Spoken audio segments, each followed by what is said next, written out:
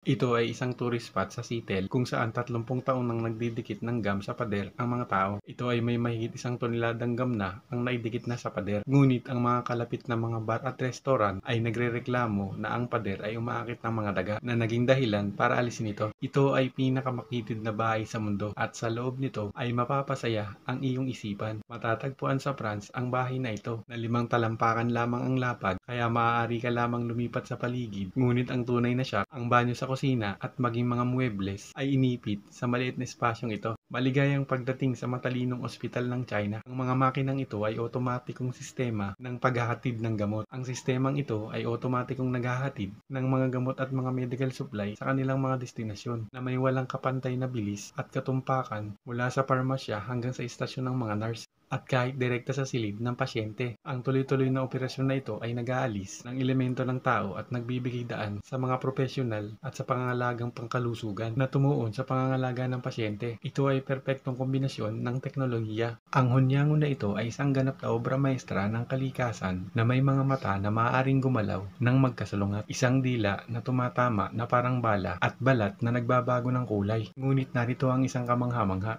Ang hunyango ay hindi lamang nagbabago ng kulay para magbalat kayo. Ito rin ay kung paano sila nakikipag-usap at kinukontrol ang temperatura ng kanilang katawan. Paglalaba, alam mo ba kung anong uring device ang maaaring sumipsip ng mga damit tulad ng vacuum cleaner? Ito ay isang jet laundry system na binuo ng American company na Laundry Jet na ang sistemang ito ay nagtatampok na ganap na otomatikong pandama at paglalaba na ganap na nagpapalaya sa iyong mga kamay. Kung ang mga laruan o iba pang mga bagay ay maling na ilagay sa loob nito, ito ay otomatikong aalertuhin ka at hindi ito gagana. Ang higanting nilalang na ito ay tinatawag na Ankol Cattle, nakilala rin bilang Inyambu o Cattle of Kings na nagmula sa Uganda. Ito ay isa sa mga pinakalumang lahi ng baka sa rehiyon. Ang pinakanakatatanging katangian ng Ankol Cattle ay ang napakalaking makapal na sungay nito na hindi ka panipaniwalang mahaba ngunit mayroon ding malawak na basihan. Ang mga sungay na ito ay nagsisilbing maramihang nagbibigay ng proteksyon mula sa mga mandaragit at tumutulong sa regulasyon ng init na puno ng daluyan ng mga dugo. Ang mga sungay ay kumikilos tulad na isang natural na air conditioner na nagpapahintulot sa mga baka na manatiling malamig sa mainit na klima ng panahon. Ito ay isang otomatikong pagmamanupaktura ng panulat na kinasasangkutan ng pagpuno ng tinta at pagsilyado ng dulo nito. Gumagamit ang makina ng mga pneumatic actuator at conveyor upang mahusay na mag-assemble ng mga bahagi ng panulat sa isang mabilisang hanay ng produksyon. Ito ay lampfish. Ito ang ipinangalan sa kanila dahil sa kanilang mabukol at pagaspang na balat. Ang babaeng lampfish ay mangingitlog kung saan ang pugad ay pinili ng lalaki na karaniwang binubuo sa mabatong lugar o malaking bato at medyo mababaw na tubig.